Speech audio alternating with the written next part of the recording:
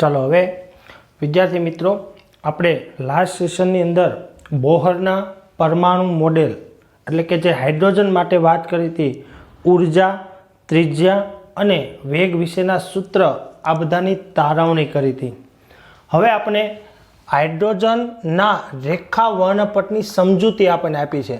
અહીંયા હું છે ને થોડી એમથી કેલ્ક્યુલેશન છે એ સમજાવવાનો પ્રયત્ન કરું છું. પછી આના પછી તરત આપણે જે આગળ એક પોઈન્ટ છોડીને આવ્યા છીએ કે ભાઈ વર્ણપટ, આપણે જે વર્ણપટનો એક પોઈન્ટ છોડીને આવ્યા છીએ એ વર્ણપટ આપણે સમજવાના છે. બોહર મોડેલ તમને સમજા છે તો આ વર્ણપટને તમે સારી રીતે રિપ્રેઝન્ટેશન કરી શકશો. એટલે આમાં ધ્યાન આપજો. આ ગણતરી છે એ આપણે સમજવાનો પ્રયત્ન કરીએ છીએ. જો હાઇડ્રોજનના રેખા વર્ણપટને બોહર નમૂનાના ઉપયોગ કરી સારી રીતે જથ્થાત્મક સમજી શકીએ છીએ, સમજી શકાય છે. અથવા આપણે એવું કહીશું કે ભાઈ હાઇડ્રોજનના રેખા વર્ણપટને આપણે બોહર નમૂનાનો ઉપયોગ કરીને જથ્થાત્મક રીતે આપણે સમજી શકીએ છીએ. તો એ નમૂનાએ આપણને શું કીધું, શું વાત કરી? તો એમણે એવું કીધું કે પૂર્વધારણા એટલે કે બીજો મુદ્દો જે બોહરની અભિધારણા તેમાં પૂર્વધારણા 2 અનુસાર શું કીધું આપણે? તો કે જ્યારે ઇલેક્ટ્રોન નીચા શક્તિ સ્તરમાંથી ઊંચી શક્તિ સ્તરમાં જાય, અથવા આપણે એમ કહીશું કે નીચા ક્વોન્ટમાંક ધરાવતી કક્ષામાંથી એ ઊંચા ક્વોન્ટમાંક ધરાવતી કક્ષકમાં જાય ત્યારે ઉર્જાનું શું થાય? અવશોષણ. તો એવો જ પોઈન્ટ આપણે લખીએ કે જ્યારે ઇલેક્ટ્રોન ઊંચા શક્તિ સ્તરમાંથી નીચા શક્તિ સ્તરમાં જાય ત્યારે ઉર્જાનું શું કરે? ઉત્સર્જન કરે, અવશોષણ કરે અને શું કરે? ઉત્સર્જન કરે. બીજી પૂર્વધારણામાં આપણે કીધું તે જ પ્રમાણે તમે જો કે આ મુખ્ય ક્વોન્ટમાંક છે તો આ નીચા શક્તિ ધરાવતા ક્વોન્ટમાંક છે. વધારે આપણે જાણીએ છીએ કે ઉર્જાનો ક્રમ આમાં કરતાં આમાં ઇલેક્ટ્રોનની ઉર્જા આ રીતે શું થશે? વધતી આપણને જોવા મળે છે. તો પહેલો પોઈન્ટ શું કીધો છે કે ઇલેક્ટ્રોન જ્યારે નીચા શક્તિ સ્તરમાંથી જ્યારે ઊંચા શક્તિ સ્તરમાં જાય, આ બધા એના માટે શું કહેવાય? ઊંચા શક્તિ સ્તર કહેવાય. કેમ ઊંચા શક્તિ સ્તર કહેવાય? n = 1 છે, આ 2, 3, 4 એના કરતાં વધારે છે એટલે આમાંથી આમાં જાય, આમાંથી આ જાય. અથવા અહીંથી લઈએ તો આ અને આ લઈ શકે, આ લઈએ તો આ અને આ લઈ શકાય, આ લઈએ તો આ લઈ શકાય છે ને. તો તમે જો 1 માટે 2, 3, 4, 5 ઊંચા શક્તિ સ્તર કહેવાય, 2 માટે 3, 4, 5 ઊંચા શક્તિ સ્તર કહેવાય, 3 માટે 4, 5, 4 માટે 5 ઊંચા શક્તિ સ્તર કહેવાય.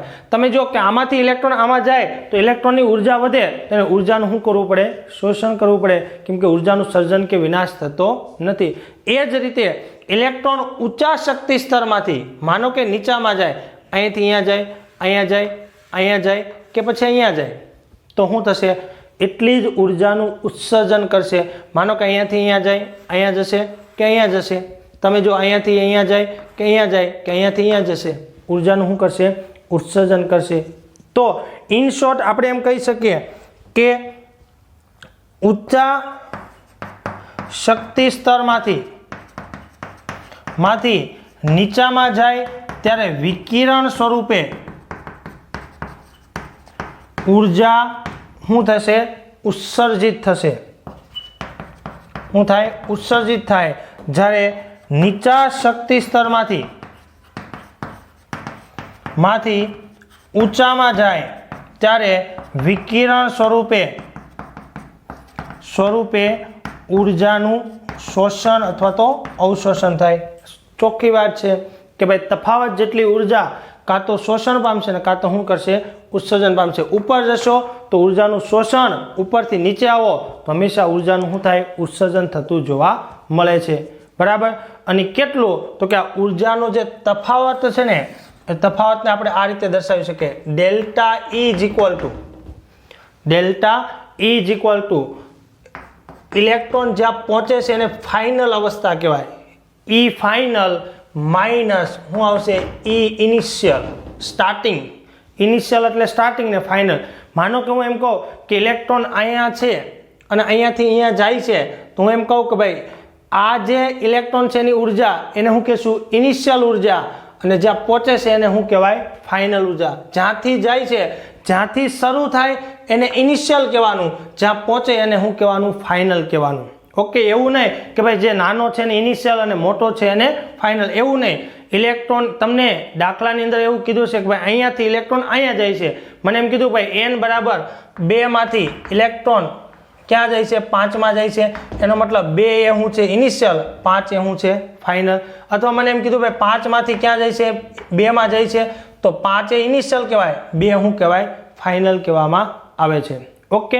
તો અહીંયા જે ઉર્જા છે એ આપણે ગણી શકીએ છીએ અને અહીંયા પણ ઉર્જાની આપણે કેલ્ક્યુલેશન કરી શકીએ છીએ. જે તફાવત જેટલી ઉર્જા હોય એ તફાવત જેટલી ઉર્જા કાં તો વિકિરણ સ્વરૂપે શોષણ પામે અને કાં તો શું પામે, ઉત્સર્જન પામે. હવે આ બેના સૂત્ર આપણે જાણીએ છીએ. બરાબર. ચાલો આના માટે સૂત્ર લખીએ તો -RH રીડબર્ગનો અચળાંક છેદમાં શું આવશે, હાઇડ્રોજન માટે ઝેર બરાબર કેટલો હોય, 1 હોય ને. આપણું જે સામાન્ય સૂત્ર કાલનું યાદ કરો કે ભાઈ ઉર્જા માટેનું સૂત્ર શું આવશે, -RH. અહીં શું આવશે, ઝેર સ્ક્વેરના છેદમાં n². પણ અહીંયા તો તમે જો ઝેર બરાબર કેટલા છે, 1, કેમ કે હાઇડ્રોજન છે. ઓકે. તો શું થયું, -RH ના છેદમાં n². પણ એ કોના માટે છે, ફાઇનલ, એટલે શું લખાય, NF². આવું લખી શકાય. તો અહીંયા લખશું આપણે n ફાઇનલ અવસ્થા છે એનો સ્ક્વેર. ઓકે. આ માઇનસ નિશાની અને બીજું માઇનસ આવશે કોના માટે, તો કે RH ડિવાઈડ કેટલા આવશે, NI². આવું લખી શકાય ઇનિશિયલ સ્ટેજ માટે. ચલો તો આ આપણે કાઉન્સની અંદર આપણે મૂકી દઈએ. ઓકે. આ મોટા કાઉન્સમાં મૂક્યું એટલે આ નાનામાં થશે, આ પણ કેવું થશે, નાના કાઉન્સમાં થશે. હવે આપણે જાણીએ છીએ કે માઇનસ માઇનસ શું થઈ જશે, પ્લસ. ઓકે. એને હું આગળ લખું છું તો શું થશે, RH ડિવાઈડ NI², કેમ કે આ પ્લસ થઈ ગયું. આ માઇનસ વાળું પદ ક્યાં લખશું આપણે, પાછળ. આવું આવશે NF². હવે મને કહો કે આપણે -2 + 5 લખીએ કે 5 - 2 લખીએ, 5 - 2 લખીએ, કોઈ ફરક પડવાનો નથી. મેં આગળ પાછળ કર્યું છે સરળતા માટે. ઓકે. ચલો આમાં સામાન્ય શું નીકળશે, RH. ચલો RH ને સામાન્ય કાઢો એટલે શું થશે, 1/NI². અહીં આવશે 1/NF². તમે જો આ આપણે ડેલ્ટા ઈનું સૂત્ર મળ્યું તો તમે જો ઉર્જા ડાયરેક્ટ ગણી શકો છો. દાખલામાં એમ કીધું હોય કે ભાઈ ચાલો મને n બરાબર 2 માંથી n બરાબર 4 માં જાય છે ત્યારે કેટલી ઉર્જા ઉત્સર્જિત થશે, તો n બરાબર 2 અને અહીંયા 4 મૂકી દો, વર્ક કરી દો, તફાવત લખી દો એટલે આપણે શું મળશે, ઉર્જા મળી શકે છે. આ રીતે આપણે ઉર્જાની કેલ્ક્યુલેશન કરી શકાય છે. આ સૂત્રની આપણે તારવણી કરી છે. ઓકે. હવે માની લો કે આના પરથી આપણે આવૃત્તિ ગણવી છે. આ તો શું થઈ, ઉર્જા. હવે આ જે ઉર્જા ઉત્પન્ન થાય છે હંમેશા વિકિરણ સ્વરૂપે ઉર્જા ઉત્પન્ન થાય છે, આપણે કીધું ને. અને વિકિરણ સ્વરૂપે ઉત્પન્ન થાય અથવા તો શોષણ પામે તો વિકિરણને શું હોય, આવૃત્તિ હોય. તો એની આવૃત્તિ આપણે ગણવી છે તો આ સૂત્રમાં આપણે ચેન્જીસ કરીએ. બરાબર. તો આપણે એક સૂત્ર જાણીએ છીએ કે delta E is equal to શું આવશે, ન્યુ H ન્યુ. આ સૂત્ર છે. તો હવે ન્યુને કરતા બનાવો તો આ છેદમાં ક્યાં જશે, H જશે. તો હવે આ કિંમતને આપણે મૂકી દઈશું કોની જગ્યાએ, આમની જગ્યાએ મૂકી દઈશું. ઓકે. તો જો આની જગ્યાએ આપણે આ કિંમત મૂકવા જઈએ તો આવૃત્તિ બરાબર શું થશે, અહીંયા H લખું તો અહીંયા પણ શું લખવું પડશે, મારે H લખવું પડશે. ઓકે. ઇન શોર્ટ આપણે આવું કહીએ, ચલો ડેલ્ટા E બરાબર શું લખી શકાય, H ન્યુ. ચલો H ન્યુ ની કિંમત અહીંયા મૂકો તો અહીં લખીશ H new is equal to શું આવશે, RH ઇન્ટુ 1/NI². અહીં આવશે 1/NF². જો આ ઉર્જા તમે RH જેવો મૂકશો, જૂલમાં મૂકશો તો જૂલમાં મળશે, કેલરીમાં મૂકશો તો કેલરીમાં મળશે. અહીં કિંમત પણ આપણે મૂકી શકીએ છીએ. RH ની કિંમત કેટલી મૂકી છે, 2.18 × 10⁻³ 18 તો આન્સર એમાં આવશે જૂલમાં આવશે ઓકે ચાલો તો RH ની છેદમાં આપણે કિંમત મૂકીએ તો શું આવશે આ થઈ ગયું હવે આ ન્યૂને કરતા બનાવો તો new is equal to RH h ક્યાં વહી જશે છેદમાં અહીંયા શું આવશે 1/ni² અહીંયા શું આવશે 1/nf². આવું થશે ચલો કિંમતો મૂકીએ આ કેટલું છે 2.18 × 10⁻18 છેદમાં આની કિંમત આપણે જાણી છે 6.626 × 10⁻34 બાકીના પદ તો એમના એમ જ રહેશે 1/ni², 1/શું આવશે nf². આવું મૂકી શકીએ છીએ. આનો હવે આપણે સાદરૂપ આપીએ ને તો જો આ ઘાત તો એમની સાથે ઉડી જશે અને આ કિંમત લેશું ને એટલે કેલ્ક્યુલેટર મારશું એટલે લગભગ આપણે મળશે 0.29 બરાબર આપણે કેટલું મળશે 3.29 આવી કિંમતો મળશે. એ કિંમતો આપણે મૂકી દઈએ તો આપણે આન્સર મળશે જો સાદરૂપ આપશું ને એટલે આવૃત્તિ ઇઝ ઇક્વલ ટુ 3.29 × 10 કેટલી આવશે 15 ઘાત આ બેનું બરાબર. બાકીનું પદ પાછળ તો છે 1/ni², અહીંયા આવશે 1/nf². આન્સર એમાં આવશે હર્ટ્ઝમાં આવશે. આ કોના માટેનું સૂત્ર થઈ ગયું આવૃત્તિ માટેનું. તમને એમ થાય આ કેમ કર્યું પણ જો આ પોઈન્ટમાં આવશે કેટલું આવશે 0.329 આવશે. આ બેનો ભાગાકાર 0.329 આવશે. ઘાત ઉડાડશો 18 અને આ કેટલા છે 34, 18 કાઢી નાખો એટલે કેટલી વધશે 16 ઘાત. 1 પોઈન્ટ ખસેડશો એટલે કેટલું મળશે આપણે 15. તમે જો આ ઉપર આવશે એટલે કેટલી +16 ઘાત વધશે કેટલી વચ્ચે +16 ઘાત. 1 પોઈન્ટ કાપી નાખશું એટલે આપણે આન્સર મળશે. આ આવૃત્તિ થઈ ગઈ. હવે આ ઉત્સર્જિત થતું જે વિકિરણ છે એ વિકિરણ સાથે આવૃત્તિ હોય તો તરંગ લંબાઈ પણ જોવા મળે છે. શું જોવા મળે તરંગ લંબાઈ. તો એ પણ ગણી શકીએ છીએ. તો આપણે જાણીએ છીએ કે આવૃત્તિ બરાબર શું છે c/λ. આ કિંમત આમાં મૂકી દઈએ બરાબર. તો હવે આપણે તરંગ લંબાઈ માટે ચાલો તરંગ લંબાઈ માટે આવૃત્તિની જગ્યાએ હું મૂકશું c/λ બરાબર. શું આવશે 3.29 × 10⁻15 અહીંયા શું આવશે 1/ni², અહીંયા શું આવશે 1/nf². અહીંયા આન્સર આપણો મળશે ઓકે.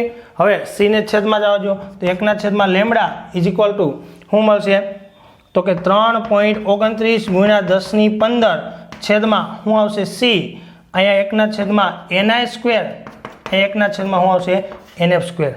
આવું થશે કે નહીં ઓકે. અને આને સાદુરૂપ આપી દઈએ તો સીની કિંમત આપણે મૂકીએ તો સીની કિંમત કેટલી મૂકી શકાય 3.29 × 10⁻15 સીની કિંમત 3.0 × 10⁸ મૂકી શકાય કેમ કે એ તો શું છે પ્રકાશનો વેગ અચળ કિંમત છે. અને અહીંયા શું આવશે 1/ni² - 1/શું આવશે nf². આવું સૂત્ર થશે. આ કોના બરાબર મળ્યું 1/λ બરાબર. હવે આનું સાદુરૂપ આપી દો. આનું સાદુરૂપ આપશું તો 3 એટલે લગભગ કેટલો આવશે 1.096 કેટલો આવશે 1.09677 બરાબર × 10⁷. 8 ઉડી જશે એટલે ઘાત કેટલી બાકી રહેશે 7 ઓકે. એટલો આપણે આન્સર મળશે જે કેવો છે તરંગ લંબાઈ છે ને આન્સર એમાં મળશે મીટરમાં. તો એ સૂત્ર છે ને હું અહીંયા લખું છું જો 1/λ ઇઝ ઇક્વલ ટુ કેટલું આવશે 1.09677 ઓકે. અહીંયા 1/ni² - 1/શું આવશે nf² અને આપણે આન્સર એમાં મળશે મીટર ઇન્વર્સમાં મળશે. સોરી અહીંયા આપણે ઘાત લખવાની ભૂલાઈ ગઈ 1.09677 × 10 કેટલી આવશે 7 ઘાત ઓકે. આ મીટર ઇન્વર્સમાં છે. તમારે સેન્ટીમીટર ઇન્વર્સમાં તો અહીં કેટલું કરવું પડશે 9 કરવું પડશે. એ રીતે આપણે ચેન્જીસ કરી શકીએ. આ જે મળ્યું ને 1/λ મળ્યું અને 1/λ એને આપણે વી બાર કહીએ છીએ. વી બાર એટલે કોણ છે તરંગ સંખ્યા. એટલે વાસ્તવમાં આપણે શું મળ્યું છે તરંગ સંખ્યા મળી છે. તરંગ સંખ્યા એમાં આવશે મીટર ઇન્વર્સમાં કેમ કે 1/λ શું છે લેમ્બડા. કેમ કે તરંગ લંબાઈના વ્યસ્તને આપણે શું કહીએ છીએ તરંગ સંખ્યા તરીકે ઓળખીએ છીએ. તો 3 સૂત્રનો ઉપયોગ કરી હવે આપણે એમ કીધું ભાઈ n બરાબર 2 માંથી 4 જાય છે n બરાબર આમાં જાય છે તો એના માટે તરંગ લંબાઈ આવૃત્તિ કે તરંગ સંખ્યા કે ઉર્જાનું વિકિરણ આપણે શોધવું હોય તો એની કેલ્ક્યુલેશન આપણે કરી શકીએ છીએ ઓકે. આ મહત્વની કેલ્ક્યુલેશન છે. આમને રિલેટેડ એક દાખલો પણ છે એની પણ આપણે ગણતરી હું તમને કરાવીશ. જો ફરીથી હાઇડ્રોજનના રેખા વર્ણપટને બોહર નમૂનાના ઉપયોગ કરીને સારી રીતે જથ્થાત્મક રીતે આપણે સમજી શકીએ છીએ। પૂર્વધારણા 2 અનુસાર એને શું કીધું કે ઇલેક્ટ્રોન જ્યારે નીચા ક્વોન્ટમાંક ધરાવતી કક્ષામાંથી ઊંચા ક્વોન્ટમાંક ધરાવતી કક્ષામાં સંક્રમણ કરે ત્યારે ઉર્જાનું અવશોષણ કરે છે, જ્યારે ઊંચામાંથી નીચામાં સંક્રમણ કરે ત્યારે ઉત્સર્જન કરે છે। એટલે ઊંચા શક્તિ સ્તરમાંથી નીચામાં આવે ત્યારે વિકિરણ સ્વરૂપે ઉર્જા ઉત્સર્જિત થાય અને ઊંચામાંથી નીચામાં આવે ત્યારે શું થાય તો કે ઉત્સર્જિત થતી આપણને જોવા મળશે। આમના દ્વારા સમજી શકાય। આ ઉર્જા કેટલી હોય તો કે બંને ઉર્જાના તફાવત જેટલી। આ બેની કિંમતો મૂકી, તફાવત લીધો, સામાન્ય કાઢ્યું એટલે આપણને કિંમત મળી। હવે એને અનુરૂપ આવૃત્તિ હોય તો આવૃત્તિ પણ આપણે ગણી શકીએ છીએ, તરંગ લંબાઈ પણ ગણી શકીએ છીએ અને તરંગ સંખ્યા પણ ગણી શકીએ છીએ। આમ આના ઉપરથી એક માહિતી આપણે મેળવીએ તો જો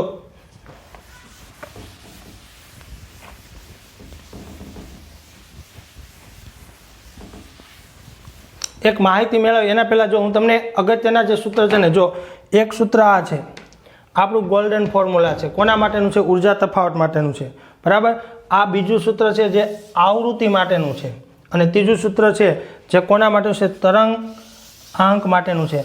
આ ત્રણેય સૂત્ર મહત્વના છે, આપણે યાદ રાખવાના છે, ઓકે। એના ઉપરથી આપણે ગણતરીઓ કરશું અને એની કેલ્ક્યુલેશન પણ આપણે કરી શકીએ છીએ।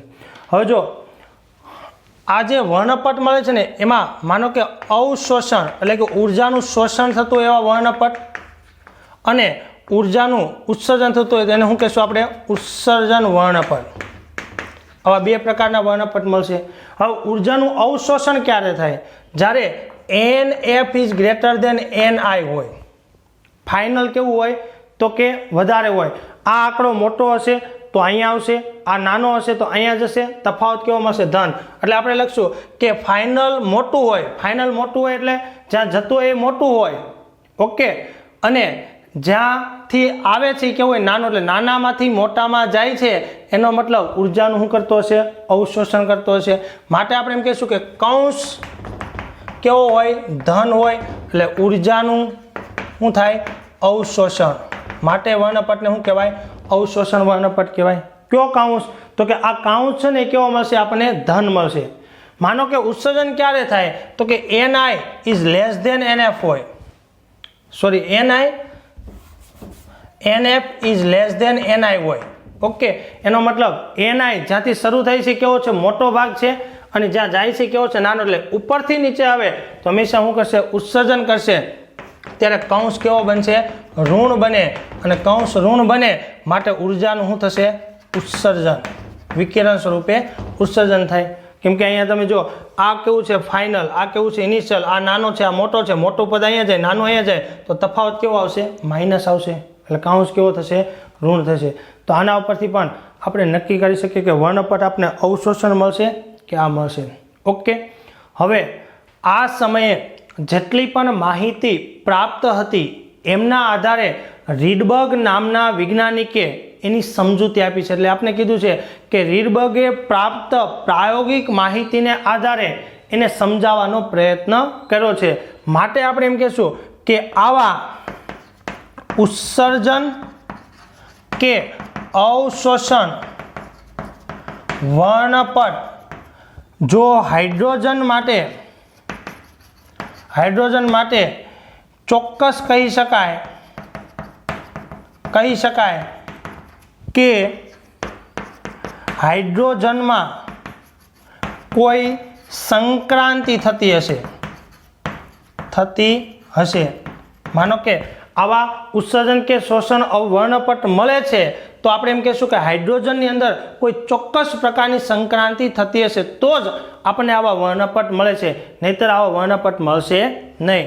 ઉત્સર્જન કે અવશોષણ વર્ણપટ દર્શાવે છે કે હાઇડ્રોજનમાં ચોક્કસ રીતે કહી શકાય કે કોઈ સંક્રાંતિ થતી જોવા મળશે। કાં તો આ બાજુથી આ બાજુ જાય તો આપણે શું મળશે? અવશોષણ વર્ણપટ। આ બાજુથી આ બાજુ આવતું હશે તો શું મળે? આપણે ઉત્સર્જન વર્ણપટ મળે છે। આવી ચોખવટ આપણે ત્યારે કરી શકાય કે આના આધારે આપણે કહી શકીએ છીએ, બરાબર। અને તમે જો કે હાઇડ્રોજનની સંખ્યા કેવી હોય? વધુ। હાઇડ્રોજન આપણે જે નમૂનો લીધો હોય તો નમૂનામાં પરમાણુની સંખ્યા તો કેવી હોય? ખૂબ જ વધારે હોય। તો હવે મને કહો કે હાઇડ્રોજનના પરમાણુની સંખ્યા કેવી હોય? વધુ. તો આવી સંક્રાંતિ પણ કેવી થાય? વધુ.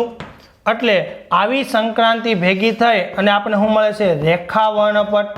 હવે આવા રેખા વર્ણપટ તો ઘણા હોય. માનો કે એક પરમાણુની એક લાઈન, બીજી લાઈન, ત્રીજી લાઈન, ચોથી, આવા જુદા જુદા પરમાણુની લાઈનો મળશે, ઘણી બધી લાઈનો મળશે અને આ બધી લાઈનો ભેગી થઈ અને એક વર્ણપટની રચના કરે છે. માનો કે એક હાઇડ્રોજન છે ને એમાં આ સંક્રાંતિ થઈ, બીજામાં આ થઈ, ત્રીજામાં આ થઈ, ચોથામાં આ થઈ, તો બધાની એક એક રેખાઓ મળશે. એટલે જો કીધું છે કે હાઇડ્રોજન પરમાણુની સંખ્યા વધુ એમ સંક્રાંતિ વધુ, એવા રેખા વર્ણપટ કેવા હશે? વધારે આપણને જોવા મળશે. અને જેટલા રેખા વર્ણપટ વધારે એમ આપણને વધારે વર્ણપટ જોવા મળશે. જો સમાન તરંગ લંબાઈ ના સમાન તરંગ લંબાઈ ધરાવતા ફોટોનની સંખ્યા પર વિકિરણની તીવ્રતા, વિકિરણ કેટલું તીવ્ર છે એની તીવ્રતા અથવા તો તેજસ્વીતા આધાર રાખે. સ્વીતાનો આધાર છે. ટૂંકમાં તમે જો ઉત્સર્જિત થતું વિકિરણ છે એની તીવ્રતા અને તેજસ્વીતા કેટલી છે ને એમનો આધાર કોના ઉપર છે? તો કે સમાન તરંગ લંબાઈ ધરાવતા ફોટોનની સંખ્યા ઉપર. હું એમ કહું કે કરોડોની સંખ્યામાં હાઇડ્રોજન પરમાણુ છે, પણ એમાંથી માનો કે 1 કરોડ જેટલા પરમાણુ છે, એમાં સંક્રાંતિ શું થાય છે? n બરાબર 2 માંથી n બરાબર ક્યાં જાય છે? 4 માં. તો સમાન સંક્રાંતિ થઈ. હવે આવા કરોડ રેખા વર્ણપટ, રેખા વર્ણપટ એટલે એક લાઈન, બરાબર? આવા કરોડ લાઈન ભેગી થાય એટલે બધી ક્યાં છે? એકબીજા સાથે હશે.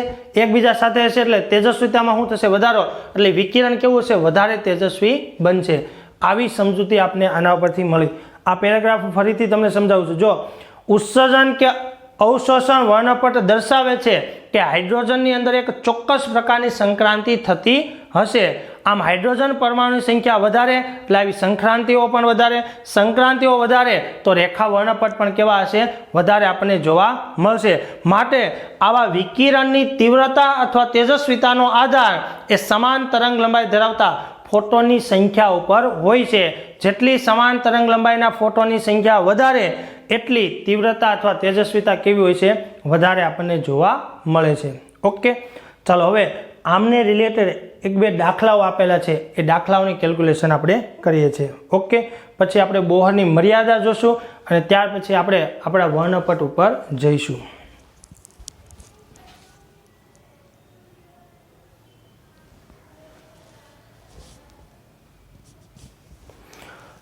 ચાલો હવે આપણે બે કોયડાઓ આપેલા છે, એ આમને રિલેટેડ છે એટલે આપણે સાથે ગણી નાખીએ છીએ. જો કોયડા નંબર 2.10 બરાબર સમજો, રકમ આપેલી છે. હાઇડ્રોજન પરમાણુમાં જો સ્પષ્ટતા કરી છે હાઇડ્રોજન પરમાણુ, કેમ કે બોહરનો પરમાણુ નમૂનો હાઇડ્રોજન કે 1 ઇલેક્ટ્રોન ધરાવતી સ્પીસીઝને લાગુ પડે છે.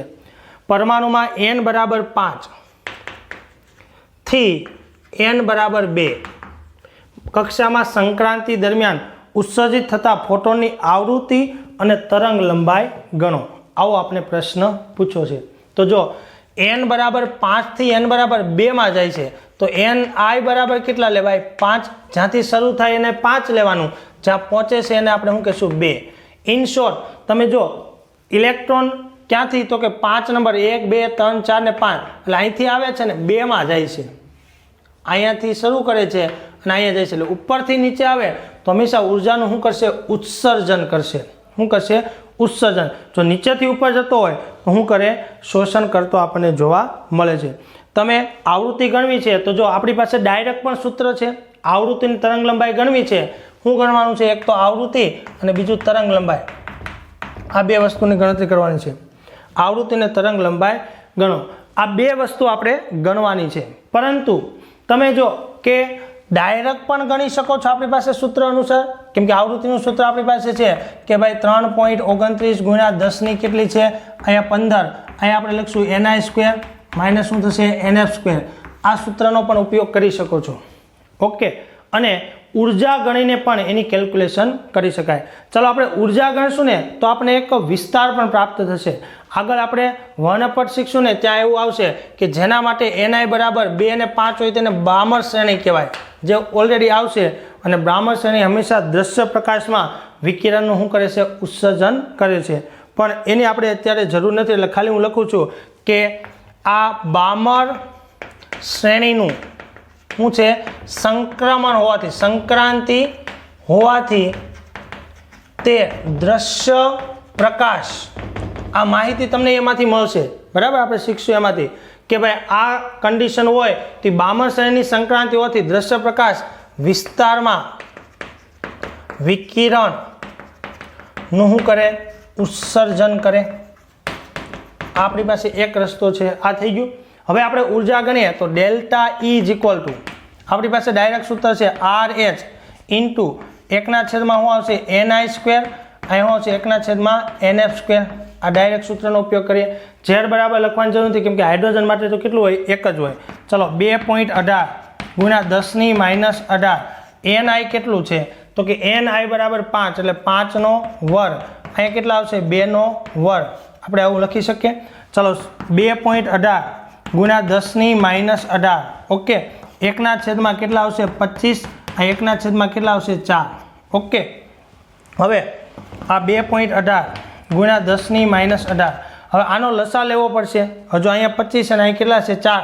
તો 4 ને અહીંયા ગુણવા પડે ને 25 ને અહીંયા ગુણવા પડશે, અને આ બેનો શું થશે? ગુણાકાર. લસા લેતા તો આવડે ને? આ સંખ્યા આ સંખ્યા અલગ અલગ છે, તો આને અહીંયા ગુણવું પડશે અને અહીંયા ગુણવું પડશે, ને આ બેનો શું કરવો પડશે? ગુણાકાર. ઓકે, આને આપણે લસા લઈએ. તમે મેથેમેટિક્સમાં ભણ્યા છો. જો 4 અહીંયા ગુણાશે, કેમ કે 4 નથી, માઇનસ 25 અહીંયા ગુણાશે, એટલે 25 ત્યાં નથી. આ બેનો ગુણાકાર કેટલો છે? 100. બરાબર. ચલો, બેનો ગુણાકાર નીચે લખી દીધો. ચલો 4 માંથી 25 એટલે -21 વધશે, એટલે 2.18 ગુણ્યા 10⁻18 ગુણ્યા -21 છેદમાં 100. 100 એટલે કેટલી કહેવાય? 10⁻2 ઘાત કહેવાય ને? 10⁻2 ઘાત. 2 ઘાત ઉપર જાય એટલે શું થશે? માઇનસ, એટલે 20 થઈ જશે. હવે 21 સાથે એનો આપણે શું કરી દઈએ? ગુણાકાર કરી દઈએ. તો જો 2.18 ગુણ્યા કેટલા આવશે? 21, એટલે કેટલા મળશે આપણે? માઇનસ, જવાબ કેવો આવશે? 45.78 ગુણ્યા 10⁻20 ઘાત. ઓકે, 1 પોઈન્ટ કાપી નાખું, -4.57 8 ગુણ્યા 10⁻19. આ આન્સર એમાં મળશે? જૂલમાં મળશે. એમાં મળશે આપણે? જૂલમાં મળશે. 2.18 ગુણ્યા 21. ઓકે, આપને આન્સર મળી ગયો. ચલો, આ તો જે આપણે ઉર્જા મળી છે. હવે આપણે એની આવૃત્તિ ગણવી છે. ચાલો, તો આવૃત્તિ બરાબર શું છે સૂત્ર આપણું? તો કે આપણી પાસે સૂત્ર છે E ઇઝ ઇક્વલ ટુ શું છે? H new. તો ચાલો ન્યુને કરતા બનાવો તો શું લખાય? E/H. Eની કિંમત આપણને મળી ગઈ છે, બરાબર? Eની કિંમત મળી ગઈ છે. અહીં તફાવત સ્વરૂપે ઉર્જા છે, તો આપણે તફાવત સ્વરૂપે લખશું કે ડેલ્ટા E બરાબર H નું. તો ડેલ્ટા E/છેદમાં શું આવશે? H. ચલો, ડેલ્ટા E કેટલું છે? તો કે માઇનસ. હવે જો આ તો આપણે માઇનસ મળ્યું છે. માઇનસ શું દર્શાવે છે? તો કે ઋણ એ ઉત્સર્જન દર્શાવે છે. યાદ રાખજો, જો અહીંયા ધન નિશાની આવે તો હંમેશા શોષણ, માઇનસ તો હંમેશા ઉત્સર્જન. આપ જો ધન એટલે કે પ્લસ, પ્લસ એટલે મેળવવું અને માઇનસ એટલે આપવું, મતલબમાં ઉત્સર્જિત થવું, ઓછું થવું. એટલે યાદ રાખજો, માઇનસ નિશાની એ ઉત્સર્જન દર્શાવે છે. ઉર્જા ક્યારેય ઋણ હોતી નથી. હું એમ કહું ભાઈ -5 મીટર એને અંતર કાપ્યું છે. અંતર ક્યારેય માઇનસ ન હોય, પણ એને ઊંધી દિશામાં 5 મીટર અંતર કાપ્યું છે એમ કહેવાય. એમ ઉર્જા માઇનસ હોય નહીં. માઇનસનો અર્થ યાદ રાખજો, માઇનસ જવાબ આવે તો હંમેશા ઉત્સર્જન, અને જો પ્લસ જવાબ આવે તો હંમેશા અવશોષણ અથવા તો શોષણ. આ નિશાની ઉપરથી કહી શકાય. એટલે અહીં કિંમત મૂકશું, કેટલી આવશે? 4.57 ગુણ્યા 10⁻19. કેટલી મળશે? 4.57 ગુણ્યા 10⁻19 છેદમાં 6.626 ગુણ્યા 10⁻34. ચાલો આનું સાદુરૂપ આપી દઈએ. 4.57 ભાગ્યા આપણે મળશે 6.626. ઓકે, આન્સર મળશે 0.6897 ગુણ્યા, હવે 19 ઘાત કાઢી નાખો એટલે કેટલી વધશે? 15 ઘાત. 10⁻15 ઘાત ઉપર આવશે એટલે કેવું થઈ જશે? પ્લસ. ઓકે, આ કેન્સલ થશે એટલે 15 વચ્ચે ઉપર આવશે એટલે પ્લસ, માઇનસ ઉપર જાય એટલે પ્લસ. પોઈન્ટ કાપી નાખે એટલે 6.97 ગુણ્યા 10 કેટલી થઈ જશે? 14. અને આન્સર એમાં મળશે આપણે હર્ઝમાં આન્સર મળશે. આપણી આવૃત્તિ થઈ ગઈ. ઓકે, એટલે તમે એવું પણ લખી શકો 6.90 ગુણ્યા 1014 હર્ટ્ઝ આ રીતે પણ લખી શકાય. આપણે આવૃત્તિ મળી. હવે આપણે તરંગ લંબાઈ ગણવી છે તો તરંગ લંબાઈ એટલે આવૃત્તિ ઉપરથી જ ગણી શકીએ કેમ કે સૂત્ર આપણે જાણીએ છીએ આવૃત્તિ બરાબર શું આવશે c/λ. જો પહેલાં આપણે ઉર્જા ગણી પછી આપણે આ ગણ્યું પછી આ. હવે આમાં આને કરતા બનાવો તો શું થશે λ = c કેટલો છે c/માં શું આવશે ન્યુ c 3.0 ગુણ્યા 10 ની કેટલે આવશે 8 અને આવૃત્તિ બરાબર કેટલા છે તો કે 6.90 ગુણ્યા 10 ની કેટલે આવશે 14 હર્ટ્ઝ. ચાલો સાદુરૂપ આપી દઈએ. ચાલો 3 ભાગ્યા કેટલા આવશે 6.90 આપણને મળશે 0.43 0.4378 ગુણ્યા હવે 8 ગયા એટલે વધી કેટલી ઘાત 6 કેટલી ઘાત વધી 6 ઘાત વધશે. હવે 6 ઘાત વધી તો હવે જો એ આ આન્સર એમાં આવશે મીટરમાં આવશે. એમાં આવશે મીટરમાં આવશે. ઓકે હવે 1 2 3 પોઈન્ટ કાપી નાખો એટલે 437.8 ગુણ્યા 10 ની કેટલી ઘાત થઈ જશે. આ બાજુ હું ખસેડું છું. ઓકે સોરી અહીંયા આ ઉપર આવશે એટલે કેટલી થશે -6 ઘાત સોરી 8 8 કેન્સલ થશે +6 વચ્ચે ઉપર આવશે એટલે -6. હવે આ 0.3 ખસેડ એટલે કેટલી ઘાત થઈ ગઈ 9. આ શું થઈ ગયું મીટર. 10 ની -9 મીટરને શું કહેવાય નેનોમીટર કહેવાય. તો તમારો આન્સર શું મળશે 437.8 37.8 એટલે હું લખી દઉં 38 શું આવશે નેનોમીટર. ઓકે તો આ રીતે આપણે આન્સર મળશે. જવાબમાં થોડું ઘણું આંકડામાં વેરિએશન હશે એની કાંઈ ટેન્શન લેવાની જરૂર નથી કેમ કે આપણે બધા આંકડા ન ગણ્યા હોય વેરિએશન હોય. આપણો આન્સર બુકમાં 434 આપ્યો છે 438 એનાથી કાંઈ ફરક પડશે નહીં. તો આ રીતે આપણે તરંગ લંબાઈ ગણી શકીએ. આપણે શું કર્યું જો બંને n આપ્યા હતા એના પરથી ઉર્જા ગણી ઉર્જા ઉપરથી આપણે આવૃત્તિ ગણી અને તરંગ લંબાઈ ગણી. હવે આ આવૃત્તિ છે ને એ ડાયરેક્ટ પણ ગણી શકાય છે. ડાયરેક્ટ આપણી પાસે સૂત્ર છે જો હું ડાયરેક્ટ ગણું છું E = અહીંયા 3.29 ગુણ્યા 10 ની કેટલી આવશે 15 અહીંયા 1/ni². ni કેટલું આપ્યું છે 5 5 નો વર્ગ કેટલો લખું છું અહીંયા 25 -1/2 નો વર્ગ કેટલો આવશે 4. હું ડાયરેક્ટ લખી શકું છું. આ સૂત્રનો પણ ઉપયોગ કરી શકાય છે બરાબર. હવે આ તફાવત લો એટલે અહીંયા 25 અહીંયા કેટલા આવશે 4. ઓકે આપણે તફાવત પ્રમાણે ni બરાબર કેટલા છે 5 5 નો વર્ગ બરાબર અને અહીંયા 5 નો વર્ગ 25 એટલે 21 થશે. આ 4 - 25 એટલે 3.29 ગુણ્યા 10 ની કેટલી આવશે 15. આ તફાવત કેટલો આવશે -21/100 એટલે 10 ની 2 ઘાત થશે ને 10 ની કેટલી આવશે 2 ઘાત આપણે લખી શકીએ છીએ. હવે કેલ્ક્યુલેશન કરો. ચાલો કેટલા છે 3.29 ગુણ્યા કેટલા આવશે 21. ઓકે આ કેટલા મળે 69.09 બરાબર 69.09 ગુણ્યા હવે 10 ની કેટલી છે આ 15 અને આ 2 ઉપર આવશે એટલે કેવી થશે માઇનસ એટલે કેટલી થશે 13. કેટલી ઘાત થશે 13. 2 કેન્સલ થઈ જશે 13 ઘાત થશે. ઓકે આપણે હર્ષમાં જવાબ મળ્યો બરાબર. હવે પોઈન્ટ કાપી નાખો એટલે કેટલા થશે 1 પોઈન્ટ એટલે કેટલા આવશે 6.99 ગુણ્યા 10 ની 14 હર્ટ્ઝ. જો એટલી જ આવૃત્તિ મળે આપણને મળશે ને. આ રીતે ગણો તોય ભલે એ રીતે ગણો તો પણ ભલે આપણી પાસે બંને ઓપ્શન છે.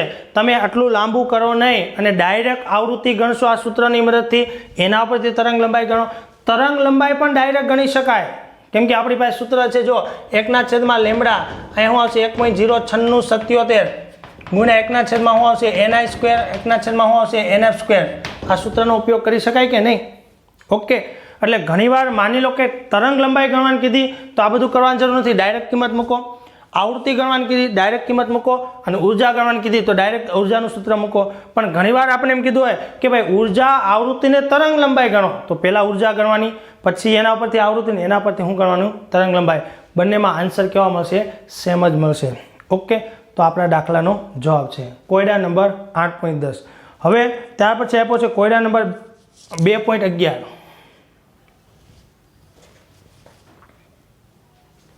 ચલો હવે આપણો કોયડા નંબર 2.11 હિલિયમ પ્લસની પ્રથમ કક્ષા સાથે સંકળાયેલી ઉર્જા ગણો અને એની ત્રિજ્યા ગણો. હવે આપણે શું આપ્યું છે He+, એની સાથે આપણે E ગણવાનું છે અને એની આપણે R ગણવાની છે બરાબર. આ બંને વસ્તુ આપણે ગણવાની છે.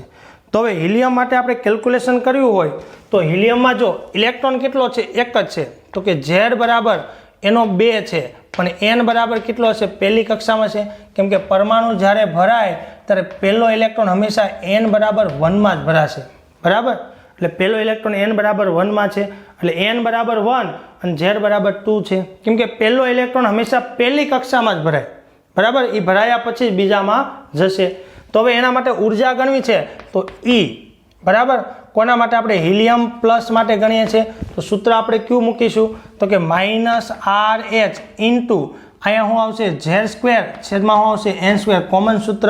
હવે અહીંયા z બરાબર તો કેટલા છે 2, બરાબર. n બરાબર કેટલા છે 1. ચાલો RH ની કિંમત મૂકીએ તો -2.18 ગુણ્યા 10⁻18. અહીંયા z બરાબર 1 નો વર્ગ અને છેદમાં z બરાબર 2 નો વર્ગ અને છેદમાં n બરાબર શું થશે 1 નો વર્ગ, બરાબર. તો 2.18 ગુણ્યા કેટલા કરવાના 4, 2.18 ગુણ્યા કેટલા કરી દઈશું 4, એટલે આપણે આન્સર મળશે -8.72 ગુણ્યા 10⁻18. આન્સર હેમાં આવશે જૂલની અંદર આવશે. આપણો પહેલો જવાબ થઈ ગયો. હવે આપણે ત્રિજ્યા ગણવી છે તો શું આવશે RHE પ્લસ. ત્રિજ્યા માટેનું સામાન્ય સૂત્ર આપણે શીખ્યા છીએ. શું આવશે અહીંયા A0 ઇન્ટુ શું આવશે n² ના છેદમાં z છે, આ કોમન સૂત્ર. હવે આની કિંમત તમે પિકોમીટરમાં પણ મૂકી શકો, નેનોમીટરમાં પણ મૂકી શકો. A0 જો પિકોમીટરમાં મૂકવું તો કેટલું મુકાય તો કે 52.9 પિકોમીટર થશે. ઓકે. પછી જો 0.52 તો એ શું થશે એંગસ્ટ્રોમ થશે, અને 0.059 મૂકવું તો એ શું કહેવાય નેનોમીટર કહેવાય. ઓકે. આપણે આન્સર નેનોમીટરમાં જોઈએ તો નેનોમીટરમાં મૂકવાનો, જેમાં મૂકો ગણતરી કરશો જવાબ એક પણ ખોટો નથી. આપણે બુકમાં નેનોમીટર વાળો આપી છે તો એની કિંમત આપણે નેનોમીટરમાં મૂકીએ, કેટલે આવશે 0.0529. ઓકે. આ ત્રણેય કિંમતો છે એકબીજાને કન્વર્ટ કરી શકે. જો 10⁻12 હોય, 10⁻10 હોય, 10⁻ કેટલી હોય 9, 9 ને 10 એક તફાવત એટલે 1 પોઈન્ટનો તફાવત થઈ ગયો, 2 નો તફાવત એટલે 2 પોઈન્ટનો તફાવત થશે. ઓકે. ગુણ્યા n બરાબર શું છે 1 નો વર્ગ, z બરાબર કેટલા છે 2, તો ભાગ્યા કેટલા કરવાના 2, એટલે આપણે મળશે 0.052 ભાગ્યા કેટલા મળશે 2, એટલે 0.2645 આપણે મળશે. અને આ હેમાં આવશે તો કે નેનોમીટરમાં. આપણી ત્રિજ્યા થશે નેનોમીટરમાં. તો આ રીતે આપણે એના માટે ગણી શકીએ છીએ. તો સિમ્પલ દાખલો છે, એની કેલ્ક્યુલેશન કરી શકાય. ઓકે. ચાલો તો હવે નેક્સ્ટ સેશનમાં આપણે મર્યાદા અને વર્ણપટની વાત કરીશું.